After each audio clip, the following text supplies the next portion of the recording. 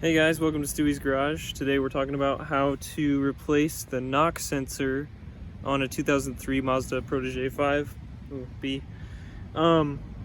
So funny enough, mine has a oil leak from the knock sensor, and I don't know how that happened, but I guess we'll see later in the video once I take the old one off. It's leaking out the back. Got me a mat to lay on.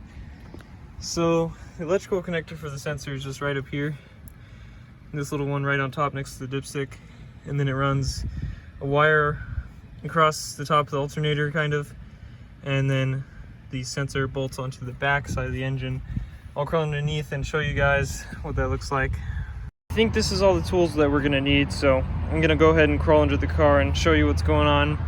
I got it up on jack stands already, so let's go into the car. So hopefully you guys can see this. We got this oil leak here. It's dripping down onto the CV axle.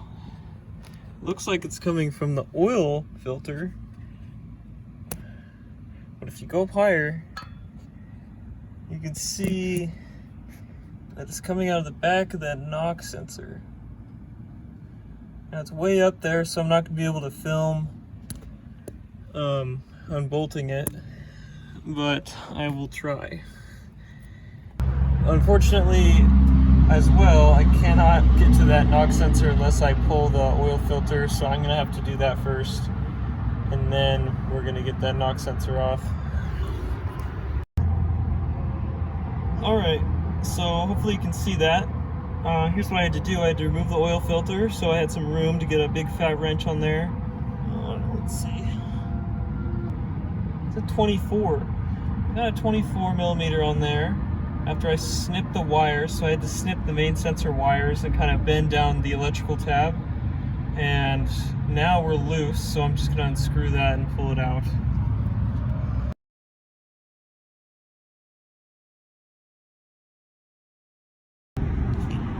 So I thought I had an oil leak, but looking at the back of the sensor here, I guess it was just all of that, I don't know, that rubbery material they fill up the back of the sensor with that was melting down. It looked a lot like oil underneath the car, but yeah, at least I'm doing the sensor now because it was gonna go bad being exposed like that. Side-by-side view of old and new. You'll see is the one I cut off. So installation is the same as tearing it apart. We're just gonna plug it in right here, send it down there. Actually, we're gonna thread it into the block first and then send the electrical connector up, and then plug it in. So, yeah, pretty easy.